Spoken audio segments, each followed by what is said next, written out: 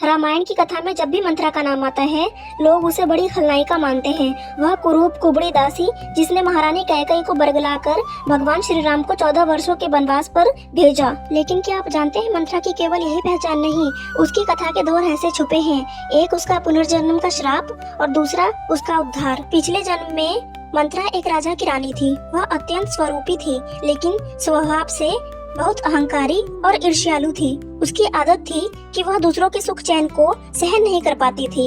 एक बार उसने अपनी प्रतिद्वंदी रानी के जीवन को बर्बाद करने का षड्यंत्र रचा। इसी कारण उसे एक श्राप मिला, अगले जन्म में तू दासी बनेगी और जिस रानी की सेवा करेगी उसी का सुख तू अपने हाथों से नष्ट करेगी। श्राप के कारण ही उसका अगला जन्म कैकेयी की दासी के रूप में हुआ। वही दासी बाद में मंत्रा के नाम से जानी गई।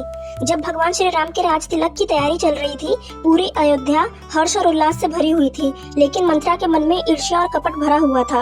वह तुरंत कैकेयी के पास पहुंची और बोली, रानी, क्या तुम्हें दिखाई नहीं देता? अगर राम राजा बने तो भरत और तुम दोनों का कोई महत्व नहीं रहेगा। आज ही दशरथ जी से वे 2 वरदान मांगो जो उन्होंने तुम्हें युद्ध के समय वचन में दिए थे। मंत्रा की बातों में फंसकर कैकेयी ने वही किया। उसने भरत के लिए राजगद्दी और राम के लिए 14 वर्षों का वनवास मांगा। यही वह क्षण था जब रामायण की दिशा ही बदल गई। जब राम जी वनवास गए और महाराज दशरथ जी का प्राणांत हुआ, तब कैकेयी को अपनी भूल का पश्चाताप हुआ। वह रोते हुए बोली, मंत्रा, तूने मुझे बर्बाद कर दिया। आज से मैं तुझे श्राप देती हूँ। तेरा उद्धार तभी होगा जब स्वयं राम तुझे क्षमा करेंगे। इस प्रकार मंत्रा को एक और श्राप प्राप्त हुआ, जो उसके उद्धार का मार्ग भी बना। वनवास, रावण वध और अयोध्या वापसी के बाद जब भगवान श्री राम का राज्याभिषेक हुआ, तब भरत और कैकेयी दोनों ने राम जी से क्षमा मांगी। इसी समय मंत्रा को भी उनके सामने लाया गया।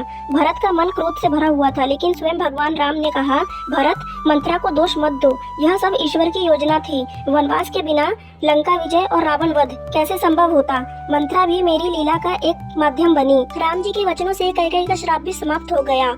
अंत में भगवान की कृपा से मंत्रा को भी मोक्ष की प्राप्ति हुई। इस प्रकार मंत्रा केवल एक दासी या खलनायिका नहीं थी, वह अपने पिछले जन्म के श्राप का परिणाम थी। उसने कैकेयी को बरगला कर राम जी को वनवास दिलाया, लेकिन वही वनवास रावण वध और धर्म की स्थापना का कारण बना। और यही रामायण का अद्भुत संदेश है। भगवान की लीला में खलनायक भी अंततः मोक्ष का अधिकार हो सकता है।